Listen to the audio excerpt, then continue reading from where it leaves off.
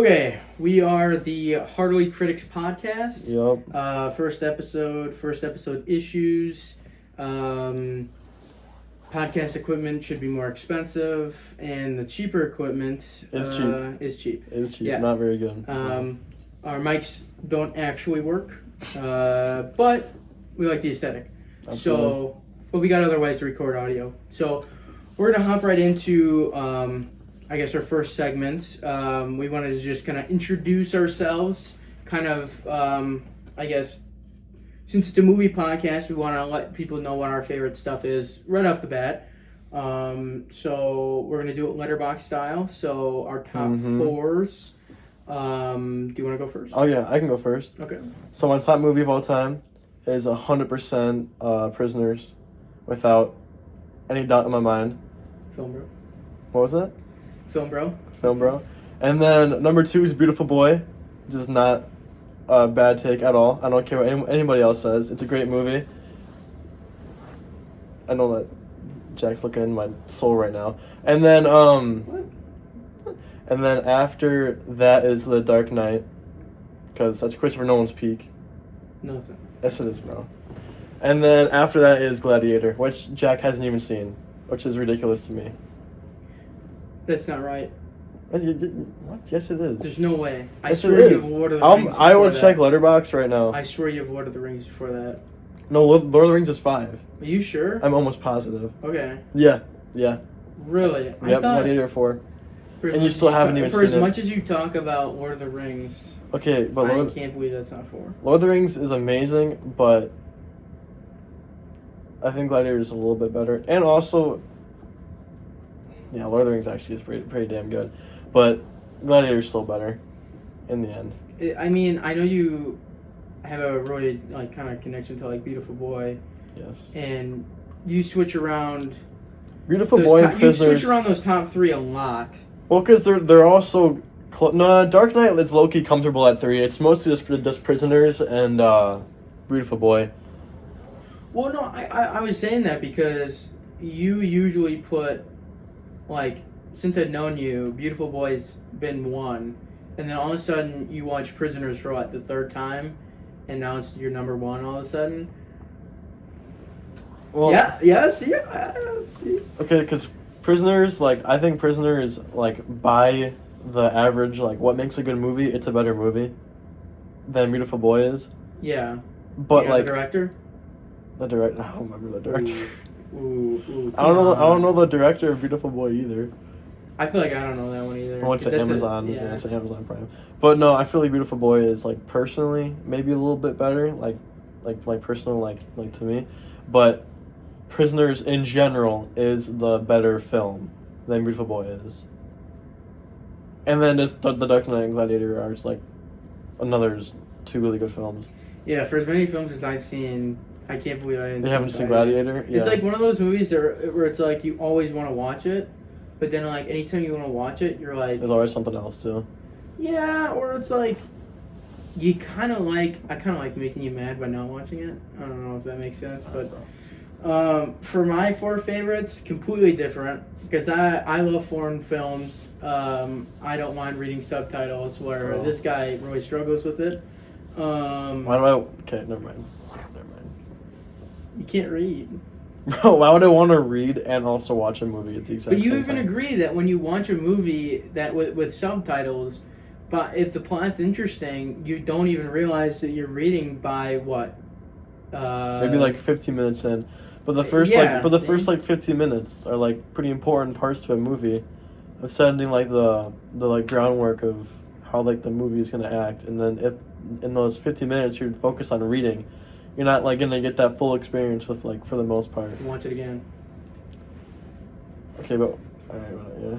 It says that, but then Do your favorite side. Okay, so my 4 favorites. I got Interstellar at 1, which for most people would be oh my gosh, TikTok taste right away, right off the bat. They're that movie's overrated. Basic boy. And then I hit them with Memories of Murder, 2nd, which is a Korean masterpiece by Bong Joon-ho. I know the directors.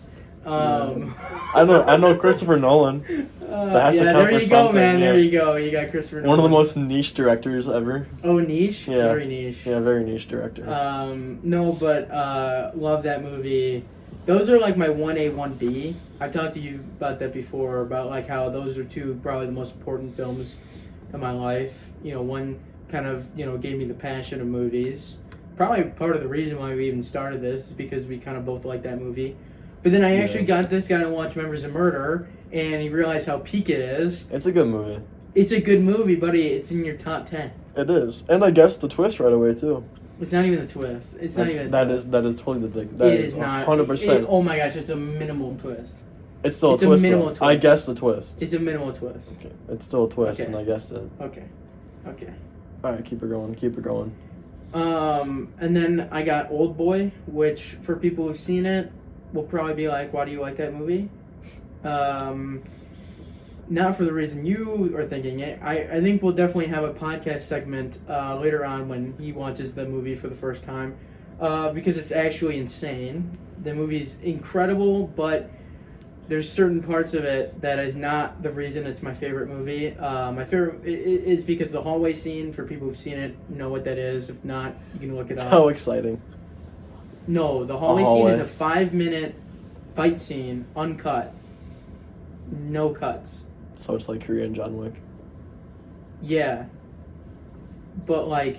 But John Wick is... Yeah, I mean, bro was locked away for 15 years and then goes and seeks revenge. It's an incredible movie, incredible story, and even crazier plot twist. Don't love it for the plot twist. I love it for the idea of the plot twist, not the execution of the plot twist. No, not what the plot twist is. Okay, but my fourth favorite movie is Zodiac, which is pretty much Memories of Murder 4 years later. Just American. I mean, it's the American version of it. It's not a remake. But it's essentially, they're very similar in the sense that, like, Bong Joon-ho's even joked about it before. I really like David Fincher's, but I made Memories of Murder first. Yeah. But no, they're very similar, but they're both my Zodiac is good. favorites. I've actually seen Zodiac twice. Well, you've seen both Zodiac and Memories of Murder. Yeah, I'm thinking And of I think, Old Boy. what do you have, Zodiac just slightly above that? I have Zodiac slightly below Memories of Murder. Oh, really? Is Yeah. it 7 and 8 on your... I think it might be like top 7 10? or 8 or like 6 and 8, yeah. Okay. Yeah. I think it's 6. You're going to say 6, 7. No, I was not. You're going to say 6, I was not 7. going so to we're say already 6, making 7. 6, 7. Oh my gosh. No. Okay. Moving on, we're going to do, kind of in the same idea, we're going to do our top favorite show. Just one show. We're more focusing on movies, but we'll occasionally talk about shows and stuff if they come across. But we'd like to just, let you all know our favorite show. So you can go I'm gonna go first again. It's 100% Vinland Saga, which is kind of crazy saying that I don't like to watch subtitles, but there's a dub for it, so you can just kiss my ass. But Vinland Saga is 100% the best show ever made. Season 2 is goated. I don't care. I don't care what anyone else says. I'm Season only 8 episodes in, so... Season 2 is goated. It low-key might be better than Season 1. And people that don't like it, just don't understand like the whole character arc that the characters go through. Specifically, like the main character. I'm not going to form my opinion only 8 episodes into Season 2, but Season 1 was really good. A lot of my favorite characters, like probably one of my favorite characters all time is in Season 1. Yeah, Askeladd. Askeladd. Dude, he's a beast. No, it's a great show, but my favorite show is True Detective Season 1. There is only one season of that show. There are not more seasons of that show. It's one and done. Best season of television of all time. I don't even think it's crazy to say that. I don't think that's not even the hottest take I got. No, it's not. Yeah, nowhere it's near. It's not crazy to say that because they do everything they need to do in one season. They do everything they need to do in one season, 8 episodes. And if I'm going for shots early in this show, I told this guy to watch this show back in March of 2024 when we made a deal. He was gonna watch Chernobyl, or I was gonna watch Chernobyl. I actually 5 episodes, a little bit longer than an hour each episode. Fantastic show, probably my top 10 favorite shows ever. Chernobyl's probably my 2. But then this guy was supposed to watch True Detective after that. Mind you, 8 episodes, 1 hour an episode. Even some of them are shorter than 1 hour. And it took this guy until from March 2024, just finished it in January 2026. Yep. So, bro, that's a lot of that. That's a dedication there. March 2025. 2025. Oh, that would have been even worse. That would have you. been that would have maybe Oh, boy. even worse. Yeah, but then I had to restructure the deal so that I would watch fucking Vinland Saga, Yep.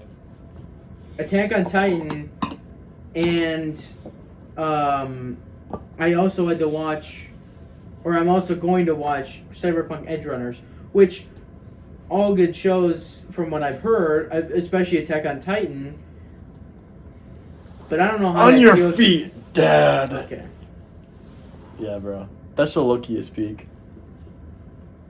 Okay. No, but True Detective is incredible. It's a great show. Matthew McConaughey's he wasn't even supposed to be the main character. He was actually supposed to be Marty. But then Well, he they said made he the right wanted- call with that for sure. Oh, for sure. Yeah, That's like for a great sure. duo. And they're still friends today. Even though he fucks his we're wife. low-key the True Detectives. Okay, moving on. So, We're going to go to hottest take. Oh, God. So, smaller segment here, but our hottest take, what we think is, like, we're not going lukewarm. We're not going freezing cold, like Interstellar is a good movie. Like, we got to go hot, like boiling, bro. I think my hot take that we've talked about before and that he hates is that Cars 2 is not only a good movie, but it's a top 10 Pixar movie, and it's better than Cars 1 and 3. That's my hottest take. There's like 4 in there. Cars 2 might legit be like top 5 worst Pixar movies of all time. Like, the only debate for the better, like, for ones that are better, or I mean worse, sorry, is Lightyear, The Good Dinosaur, and that's all I got, really.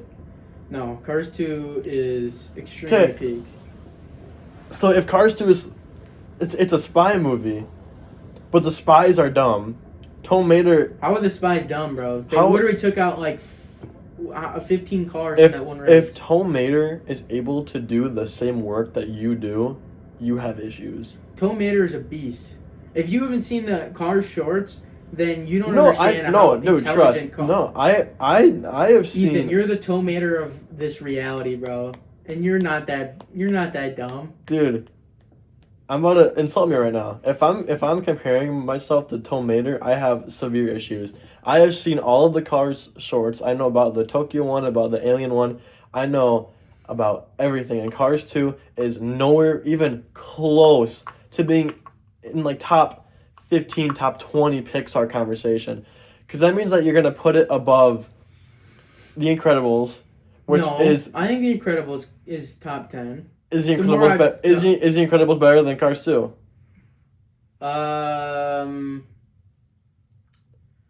That's outrageous. The fact you've been thinking about that is outrageous. No, I don't. I think the animation is better.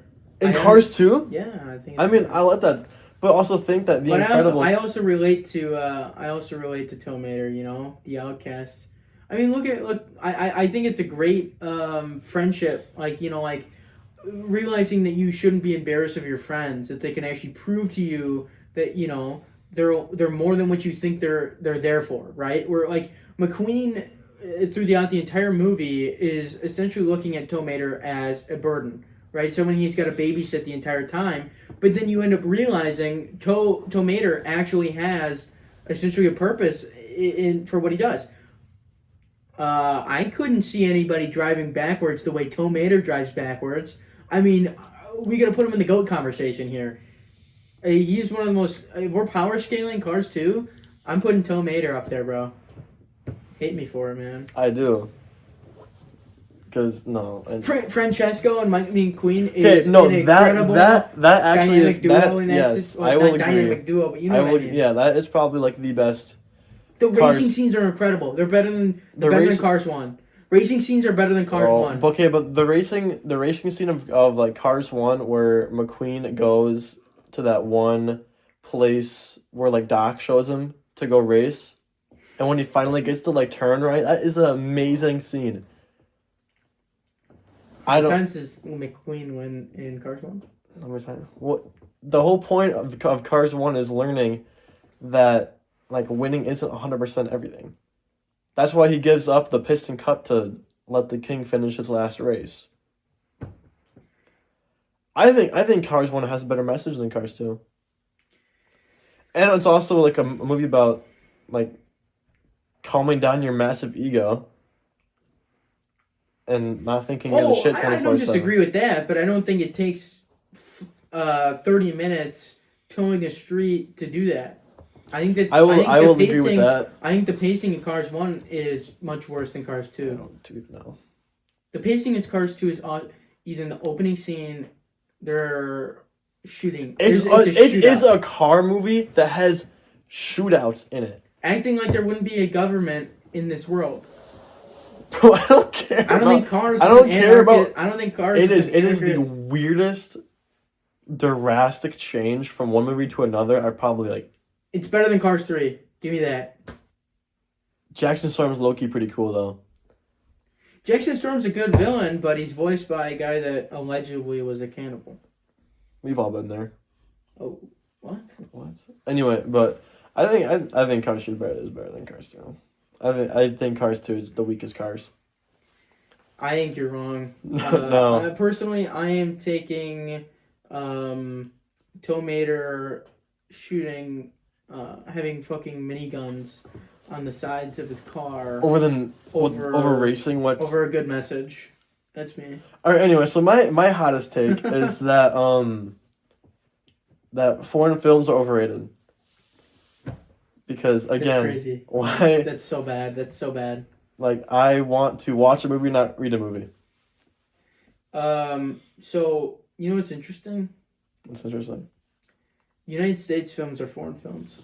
To other people, but not to me. To other people. Yeah, it's not to me. And I'm saying, in my opinion, as an American, as a freedom-loving American, I want to watch Even if you don't watch something in subtitles, it doesn't essentially make it non-foreign.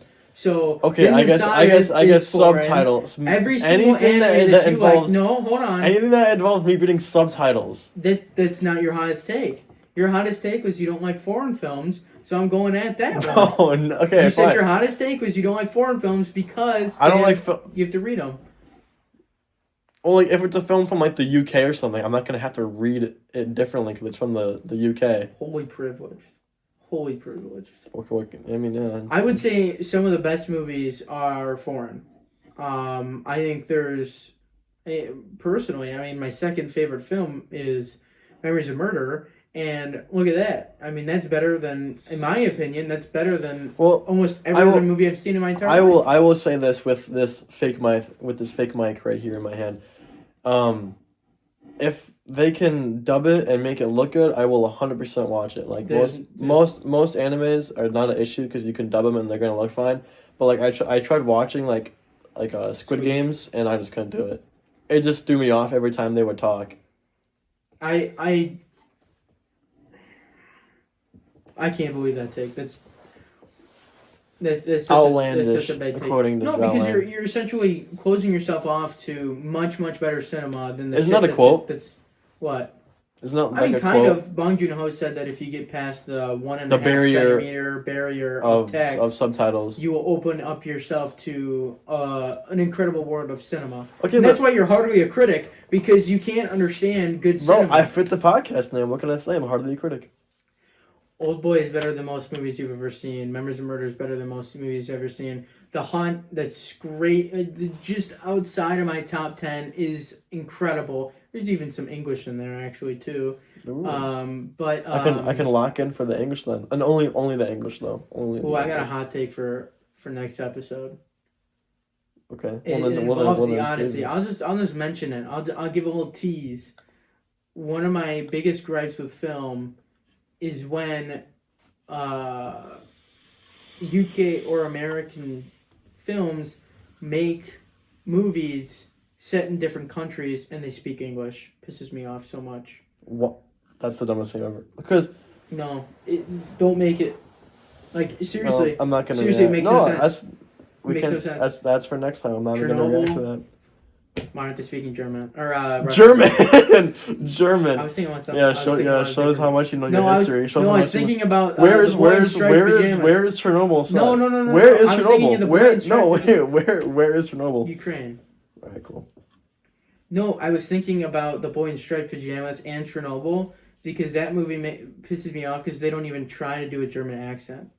They're just an American accent, and it's just like because we love freedom, baby.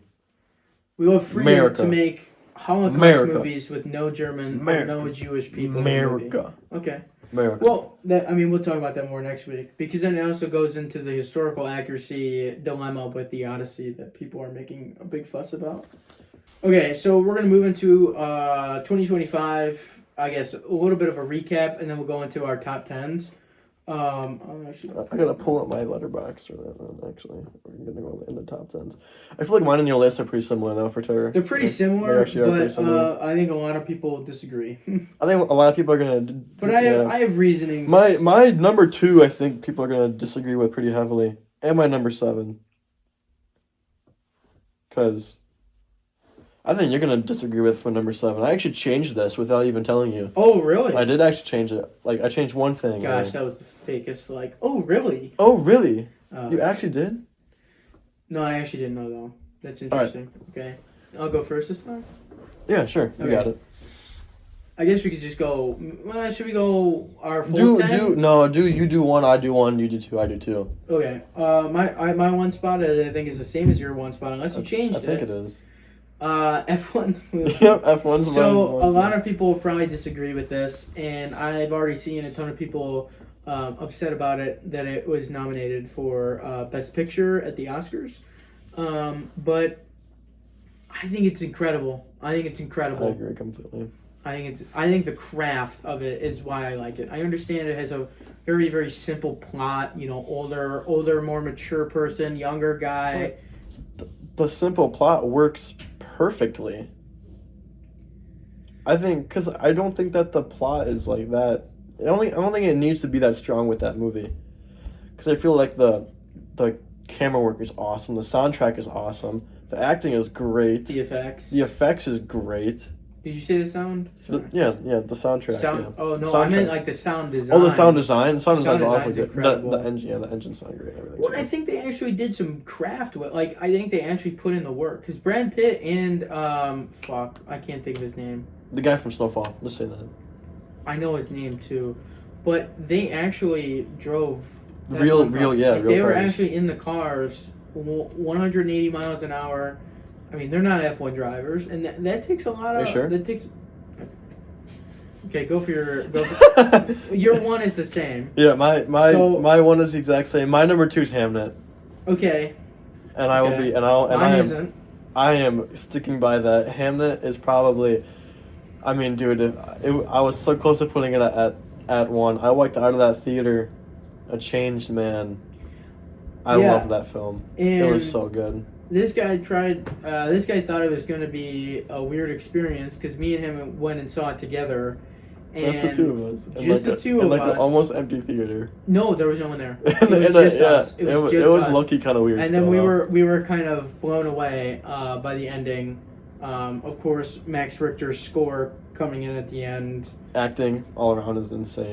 Especially from the kids too. The kids were really good. The kids were amazing. Especially the Hamnet. Yeah. His name.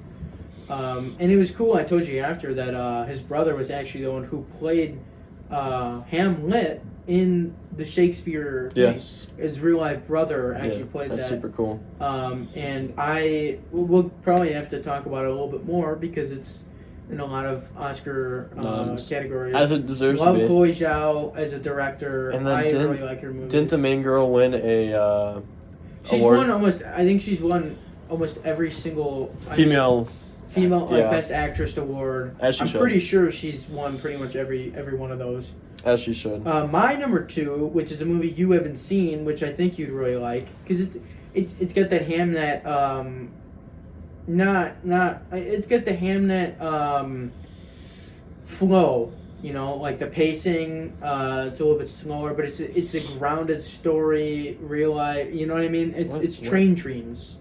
Train yeah, Dreams nice. on Netflix. Taron Egerton, I think that's his name, is Egerton. incredible. I think he did get snubbed a lot at the Oscars, and overall in the entire award season, I think it's one of the best performances I've seen in the 2020s, in the last decade, literally, I think it's one of the best performances I've seen ever. I don't think there's really like a bad moment in the movie. I think it's all the way through, you're locked in, and a really underrated part of the movie, which I think you'll also agree with me when you watch it, it is the best use of narration in any movie I've ever seen. The narration is perfect. It's on point, and funny enough, it's the assistant coach in Remember the Titans. I've not seen that movie in forever. But it's the assistant coach. You'd probably recognize him if you saw him. But my third is Hamnet. But I think Train Dream is just slightly... I think if I rewatched both of them, I think there's a conversation to be had. They're like, again, like I said before, they're like a 1B, 1A, or 1A, 1B. 1A, 1B. Yeah. I was... Whatever. Bro. But yeah, Hamnet is my third. I think we've talked about it. We're going to talk about it in a little bit probably anyways. My third is Mars Supreme. Because I love that movie. I think you would put Train Dreams before. I think you'd have Train Dreams as your three. Mars Supreme was one of the most intense movies. Most random things I've ever seen in my entire life, but it worked out amazingly. I think an interesting thing with that too is that this is the first time they've worked together since. I mean, not worked together. The two brothers. I don't know if you know this, but the Safdie brothers. You might have heard of them. They made Uncut Gems. Yeah, Uncut Gems. They made Good Time. Yep. And this is the first time I think they've separated and worked separately. I don't know if I'm going to get it right, but one of the Safdies, did The Smashing Machine with The Rock, which has gotten some award buzz throughout the year. It was a pretty solid movie. I think you'd like it. It was a pretty solid movie, but I think Marty Supreme is a lot better. But it also, if you see Good Time and Uncut Gems, I think you'll be like, ooh, they kind of reused a little bit of their kind. He kind of reused a little bit of his flow and his kind of normal plot points where it's like a guy's essentially always on the run, and it's just an incredibly intense movie. And the twist that they had of his girlfriend not actually being beat spoiler warning. Yeah, spoiler warning. The twist that his girlfriend actually isn't getting beat by her husband is I was never.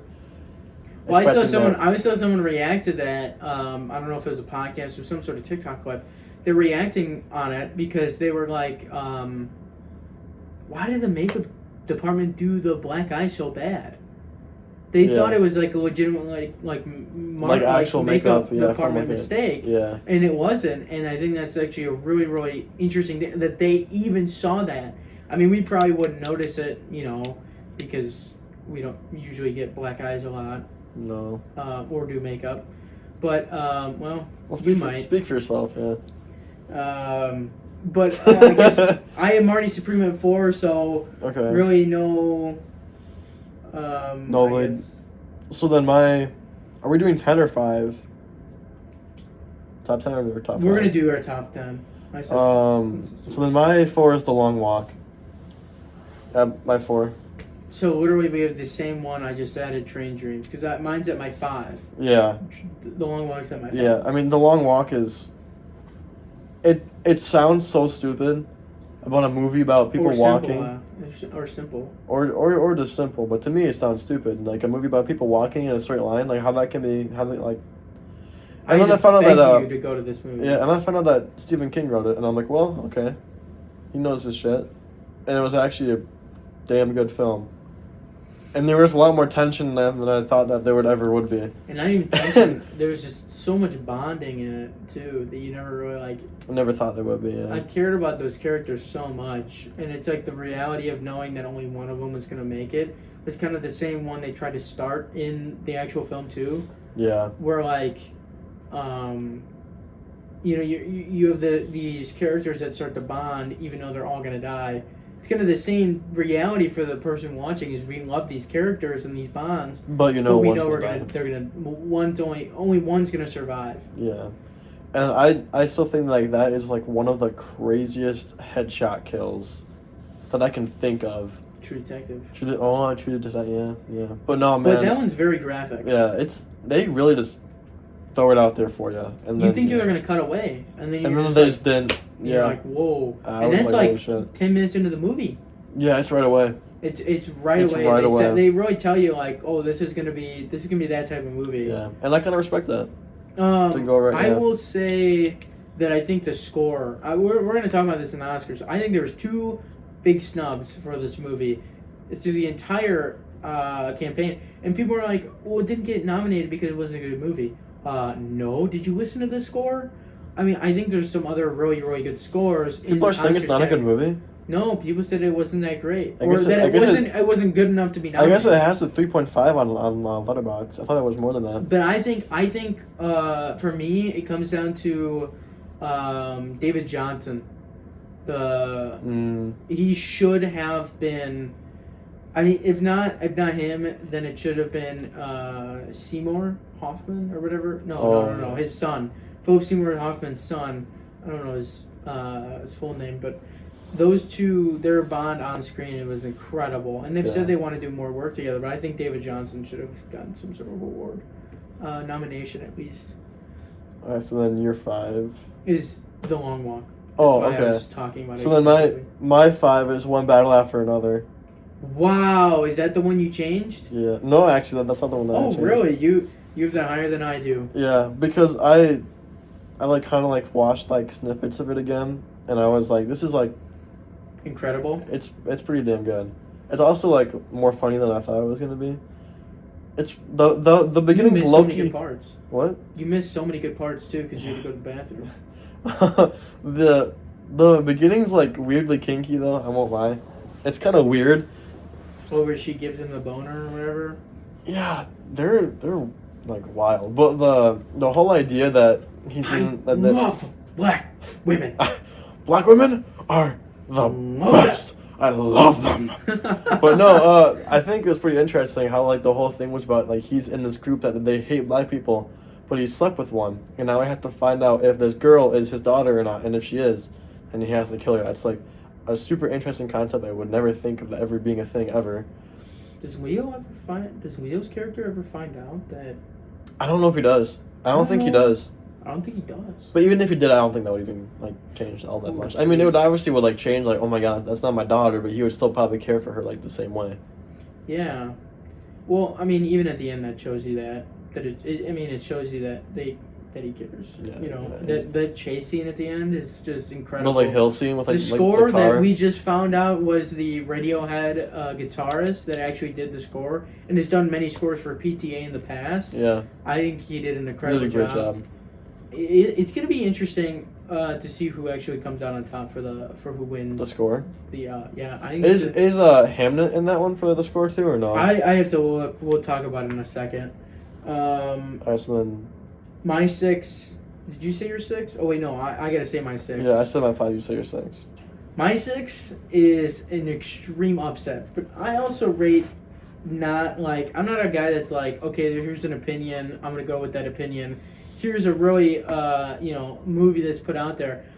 My favorite movie of all time is probably called the most overrated movie of all time by more people than I can think of. So my 6 is Good Boy. It's not a bad poll. I don't think I think a lot of people would disagree with with it. Good Boy. But I think a lot of people didn't see it. I think it's incredible for what they were able to do. I'm a guy that loves to look at the craft. And for a movie like that, with that low budget, with how good the dog did. I mean, how long it took him to do the movie. I think you put that all together, and I think if you were to rate things individually, I think it just comes out on top for me over and over again. Yeah. I think it's incredible. I mean, I don't think the story was the tightest, but it really didn't need to be. It was super sad, though. I think the story. It was pretty sad. I think it was super. I love how you didn't see the owner's face until the very, very end. You really don't even see it. But I really don't see it that He's much like, because he turns into like that weird like ghoul looking thing. But yeah, Beautiful Boy is a good take for sure. At my 6, I have Warfare, which is kind of a hot take because I know that's not like a super crazy loved movie this year, but I don't know, man. Watching that in the theater was a whole different feeling. I wish I would have saw it in IMAX. I didn't. We didn't get to do an IMAX movie this year, did we? No. We'll have to We do one went to this year. Interstellar There's last year. Odyssey.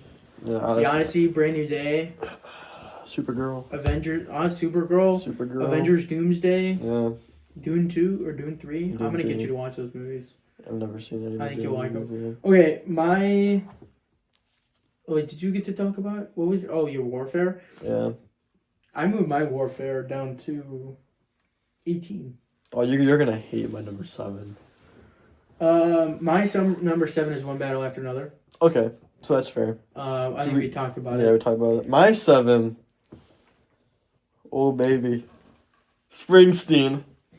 Deliver Me from Nowhere. Oh no. I don't Oh, care. I loved that movie. It was so good. I won't lie. It was a little disappointing not like to get to like see more of how he became Springsteen, but I never knew that he like struggled with like mental health issues at all at ever. I thought it was super interesting like watching him go through just like deteriorating mentally. And then how I don't like how fast they kind of went through the end of how he gets better and then becomes a star again. But I think Joanne White does great in that movie. I think the girlfriend, I forget her name, does great in that movie too. And I think it's a great movie. I think the plot was really all over the place. They seem to pick a very interesting point in his life to make a movie about. Yeah. And it felt like there was really no climax point, I guess, in the movie. Well, the climax would probably be him getting like the mental health he needs. But then the climax that's not really, yeah. But I think there's just a lot better movies. Mind you, this guy has not seen Sinners.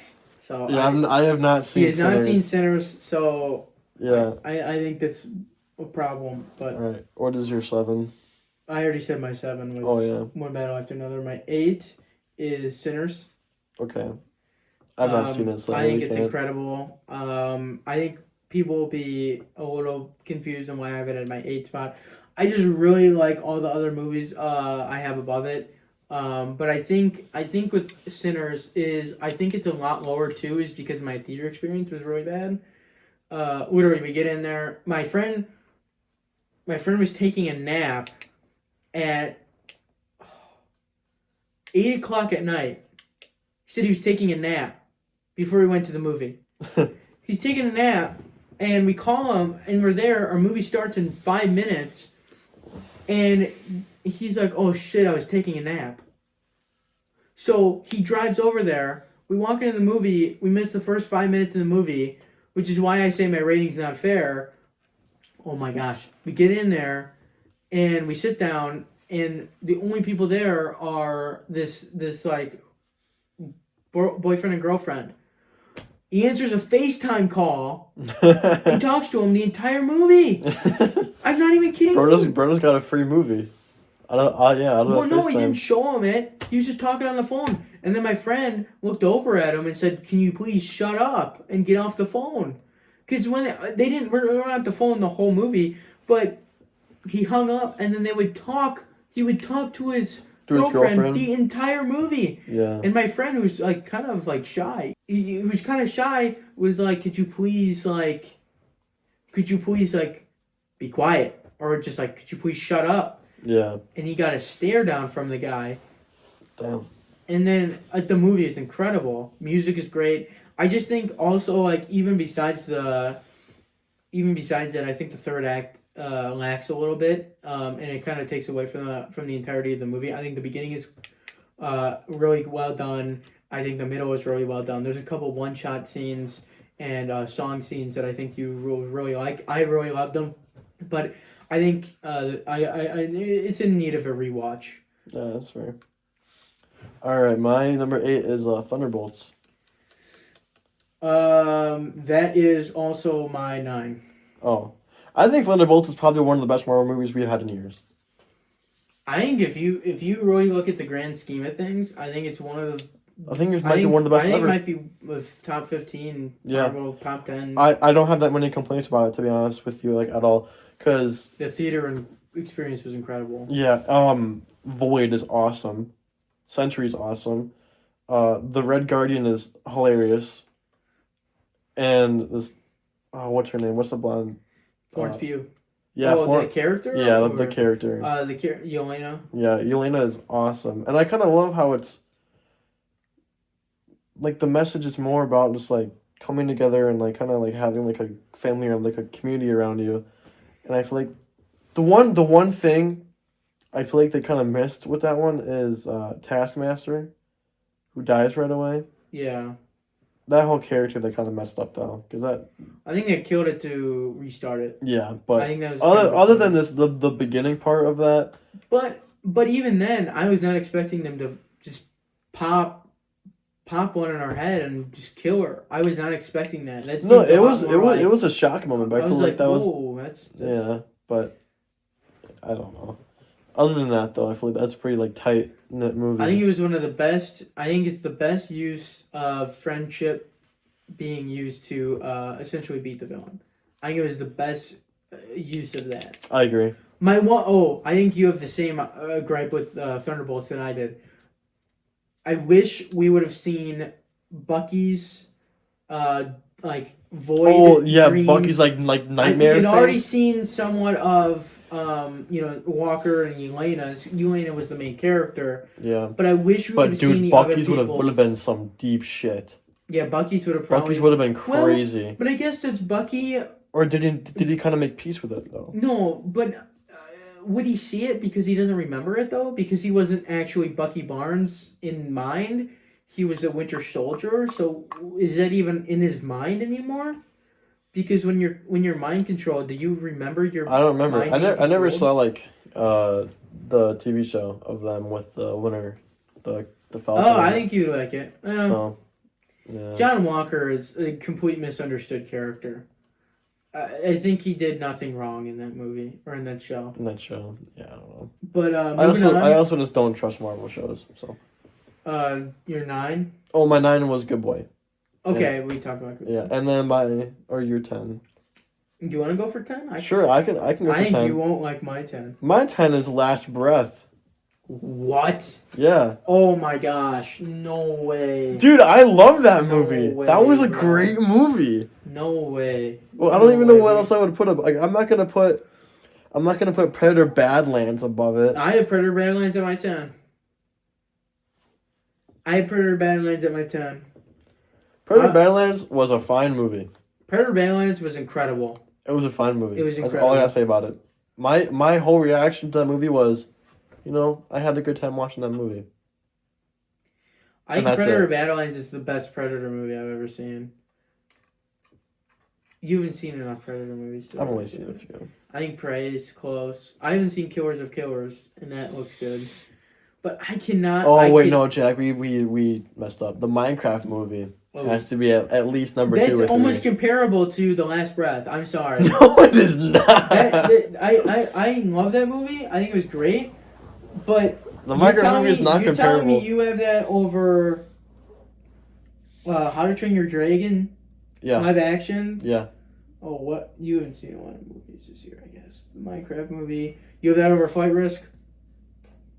No, Flight Risk Loki is like number... number 1. Man, Flight Risk was... Flight Risk snubbed for the Oscar. For real. Okay, I can't believe you've... Their use of AI made the movie significantly better. Oh, stop. Just shut up. Shut up, bro, at this point. Ooh. Okay. I think we're good on that conversation, but I think The Last Breath is a complete shot in the dark. It's 21 on my list. Oh my god. Alright, what's your 10? But I've also... My 10 was Badlands. Oh, yeah. Oh, that's right, yeah. The Crazy Pool.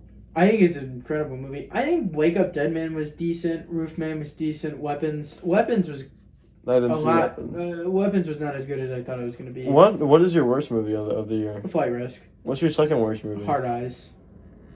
I low-key forgot about Hard Eyes. I didn't even put that on here. That's the better one. I just Captain America. That was not a good House movie. of Dynamite was really bad. What Well, did House you of Dynamite was good, but there was no ending.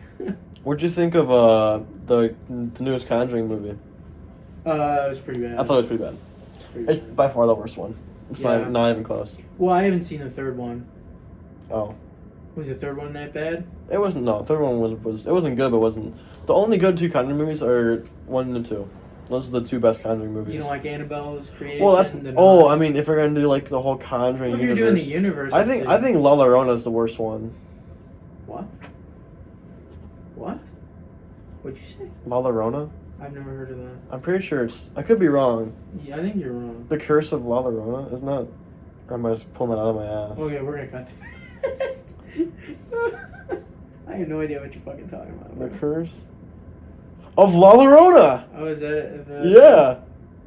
Is that like a what kind of movie is it? It's a horror movie. Is it in the universe? It's in the universe. Oh, okay.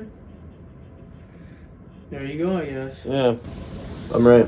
Okay, so now that we did our recap and top 10 of 2025, Yeah. I think it's only fitting that we go into the award season of 2025. And we're going to do a little bit of a, I guess, wager bet on our Oscar predictions because we've missed.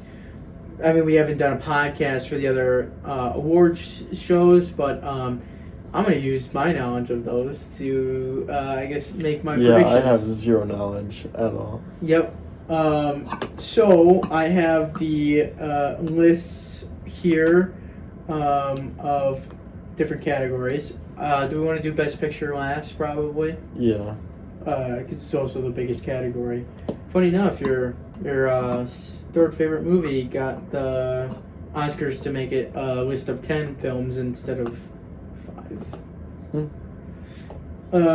Okay, what do we want to start with? Best director, best actress? Sure, we can do Best Director. Okay, so for best director, we have Chloe Zhao, Hamnet. Okay. Josh Safdie, Marty Supreme. Paul Thomas Anderson, One Battle After Another. Ooh. Joachim Trier for Sentimental Value. And Ryan Coogler for Sinners. I think it'll be One Battle After Another. For best director? I do think too. so. I really want to see Chloe Zhao get that, but I think it's going to be PTA. It'll be best. Yeah, for him. PTA isn't lost yet, I don't think. So we both think PTA. Yeah, 100%. Cool. So we both think PTA for best director. I think that one's kind of obvious. Yeah, I that's think pretty. He's won That everything. that one are Sinners. Yeah, I think an upset would be Ryan Coogler Yeah. because Sinners got 16 nominations, Yeah. most ever. Well, tied for most ever. No, it's the most ever. I could have sworn it was tied for most No, ever. the next one is 14. Nothing's ever gotten 15. 16 is the most. Damn. Yeah. Yeah. That's crazy. Okay, we'll do best actress next. Okay. I mean, you already know I what think I'm we gonna. all. I think we're gonna agree on this Yeah, one. the I think we Hamnet. both think Jessie Buckley. Yeah. For 100%. Hamnet. Rose Byrne, Kate Hudson got a nomination for Song Sung Blue. I think that's kind of weird to me. Yeah. No. and It's then- 100% gonna be that. I mean, I I'd be think the surprised. upset would be Rose Byrne or Emma Stone. Maybe the one for Sentimental Value, but I think those are the. I think Emma Stone is the only one that I could see actually pulling off an upset there. Kate Hudson's like a. That's just such a weird nomination to me. Yeah. But I think we both agree there for Jessie Buckley. 100%. Best actor. What are all the? Timothée Chalamet for Marty Supreme. Dude, he Leonardo was. DiCaprio for One Battle After Another. Ethan Hawke for Blue Moon. Michael B. Jordan for Sinners. And Wagner Moura for The Secret Agent. It's either gonna be Timothée Chalamet, or it's gonna be Nope. You were gonna say Leo, weren't you? No, I'm gonna say Michael B. Jordan. No. I think it's between Timothée Chalamet, maybe Michael B. Jordan, but I think it's between Timothée Chalamet and Wagner Moura or whatever. I don't know how you say it. I think it'll be Timmy. Yeah, I think Tim Tim's got it locked in. You think so? I think Tim Tim's got it. Yeah. Well, they both won at the Golden Globes. Yeah, I think. But it's because there's two different sections. It's a comedy and a drama. So The Secret Agent is technically it's a foreign film, but I think he has a chance to upset Timothée Chalamet. But I think Timmy gets it. I think Tim gets it. it. Okay, don't say it like you know him. Bro. Okay. Me and him grew up together. Okay, don't spread misinformation. Okay, best supporting actress. Jesus. Elle Fanning, Sentimental Value. Another Sentimental Value. I don't know how to say her name. I don't want to butcher it. Amy Madigan for Weapons. Why are these names so hard to say? When Nomi Masaku for Sinners, she was really good. She was really good in Sinners. Tiana Taylor for One Battle After Another. I think there's two. I think for the me. Sinners girl is gonna get it. I think if Michael B. Jordan doesn't get it, I think she'll get it. 100%. She hasn't won. She hasn't won a single award for it yet. So I don't know. For me, you gotta look at it. You gotta look at all of the award shows during the season to kind of create this kind of prediction. Yeah, I honest to God think that Amy Madigan gets it or Tiana Taylor. I think those are the two front runners for me. I think the Sentimental Value two girls, I think they did great, but I think they're just in a year where the supporting actress is kind of locked up for me.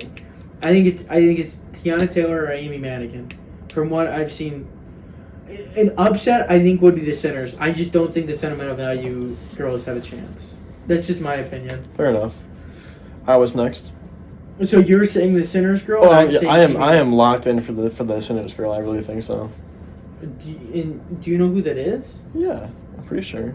It's not Haley Steinfeld. No. I mean, if Haley Steinfeld was in this, she would win 100%. I don't think she would. No, I'm just kidding. Best Supporting Actor nominees. Benicio del Toro, One Battle After Another, which I think is a weird... I'll talk about that in a second. Who even is that the... It's the, Yes, Sensei! Oh, really? That's not Leo, it's the guy he's talking to. Yeah. It's the Karate Sensei. Jacob Elordi for Frankenstein, which Delroy Lindo for Sinners. He was really good in that, too. Sean Penn was great in One Battle After Another. That's the old guy. Dude, yeah. Oh, he's gonna win. He should win. No, I don't think so. He should win. I don't think so. I think he should win. Stellan Skarsgård is a huge. I think Best Supporting Actor is stacked. I think it is stacked to the brim. I think. Where it's I think to me it's the hardest one to predict. I think he's one of the hardest ones to predict. Benicio del Toro has not won, I don't think, but he's kind of a sneaky one, you know, because he's won. I think he's won an Oscar before. I think he's a sneaky one to win. I just don't think he gives a good enough No, he gives a great performance. I don't think he does enough in the movie for me to be like, okay, you deserve it over Delroy Lindo, who's in there almost the entire time. Yeah. Jacob Elordi, who literally plays Frankenstein, is somehow supporting. I haven't seen Frankenstein, so I can't really say, but from past awards, he won a couple, I think, for Frankenstein. Okay, so we're gonna move on to the last of the big categories that we wanted to really focus on. We're kind of running out of time in terms of the subcategories like screenplay, adapted screenplay, cinematography, and so on. So we're gonna go to Best Picture, which is arguably the most important one. I guess. It depends on who you are. I mean, if you're up for Best Director, but if you're up for the average person, yeah, care about this one the most. And the crew probably cares about this one too. Yeah. That isn't nominated or doesn't have a section. Yeah. Best Picture, F1, Begonia, Frankenstein, Hamnet, Marty Supreme, One Battle After Another, The Secret Agent, Sentimental Value, Sinners, and Train Dreams. Okay, so as much as I would love to say Hamnet, I know Hamnet's not going to win. I'm really in between. I don't think F1 probably is going to win either. So I'm really probably thinking one battle after another is probably gonna win. I do too. I think it's like almost. I think it's not. I don't even think it's I don't. close. Yeah, I don't think it's close. that even close either. But I think maybe Sinners is close. I really don't think. I mean, I think Sinners is close. yeah, it's probably gonna be between that and one battle after another. F1 is just not liked enough. Hamnet is just, it's too good for people to understand why it's that good. So I think Hamnet could be like a crazy upset. Dude, I just don't see it. If Hamnet wins, that'll be one of the craziest things I think I've ever seen in my entire life. Because there's no way. But we both think one battle after another. Yeah, one battle after another is definitely gonna be. Okay, so we're gonna move on to our last segment of the day, which is our hypothetical. So essentially, for the hypothetical, we're gonna be taking two characters that I guess we each take a character and then we'll put them up against a character that we think could create a conversation. Yeah, and this but they're not in the same universe. They can't be in the same. This universe. one was Jack's idea. One of my favorite characters in all fiction is Ryuga from the Beyblade Metal Saga. He's a well-written character. Hey, anime lover. No, I agree. He actually, yeah, he's a good written character. My character is Kratos from the God of War franchise. And I think off just like saying it, you're like, oh, that's crazy. But then when you actually look at the information and the power scaling that Beyblades has, it's actually really, really close. I wouldn't say it's. It's really close. It's really close. So Ryuga is a pretty powerful character, but I think that like Kratos' resume of the gods that he has, like he's killed Poseidon, he has killed Hercules, Helios, like he's killed all these gods that all have their own separate powers. Like Kratos, one quick Google search, he has the reaction time of speed of light. Ryuga's Beyblade moves at the speed of light faster than it. He literally beat a god in God of War Ragnarok that can see into the future. Ryuga fought and almost beat a god at 15. Well, Kratos gets stronger with age. So the older Kratos gets stronger. So I'd assume that Ryuga would also get stronger with age. Okay, when Ryuga died, he was 15 fighting a god. Okay, so then he would die fighting Kratos, because he was also a god. Okay, but it's a different god because I think with that context, Raga would beat Kratos. I don't think so, man. I mean, the only thing that I could possibly think is if Kratos doesn't want to kill him, and then he's just like, oh, whatever. Well, I don't think they'd kill each other. I don't think they'd end up like killing. Well, I guess they probably would. Yeah. I think that I don't think there's any way that Kratos loses to a 15-year-old Ryuga after he kills Zeus, Thor. But I think Ryuga beats those people though. It's just that this hypothetical is so random. Ryuga has multi-solar system to galaxy level attack power. And his speed is massively faster than the speed of light. Massively faster. Massively faster. And he has regenerative ability. So does Kratos. But he also he's resistance to illusions. I don't know if that really matters. His strength is compared to that of Goku. I think that piece of information really puts this conversation in a weird spot because I think Goku beats Kratos, and if they're comparable in the slightest, I think that says that it's a lot closer than we think. But I think if Kratos could somehow just destroy his Beyblade, then he would be fine. Because you really can't. But I'm pretty sure that the Blades of Chaos can also absorb power to some extent too. And the Leviathan axe that Kratos has in the older games literally hits Mimir, Thor's hammer, and it creates a rip in time. So just think of how, or not like a rip in time. It just creates It's like a whole. I don't know. I think it's gonna. I think Kratos still probably gets it, but it would probably be a pretty close fight. I mean we're I guess we can let's go at it this way. So let's I guess rank characteristics in some sort of term, and then we'll determine by those rankings who would actually win. Well, I think. So we'll start with strength. Kratos. You have to give strength to Kratos. Ryuga's strength. You have to give. So strength are we to talking Kratos. Beyblade strength or Ryuga's strength? We Because can- I think his we can- blader. we can talk both. His blader spirit is incredible. This is the dumbest conversation. No, it's not. It's not. It's not. It's not His crazy blader straight. okay. No, but I think if you look at it, I think if we're talking about Beyblade strength, it's Ryuga, 100%. Like if we're pairing those two as one, it's Ryuga beats Kratos in strength category, 100%.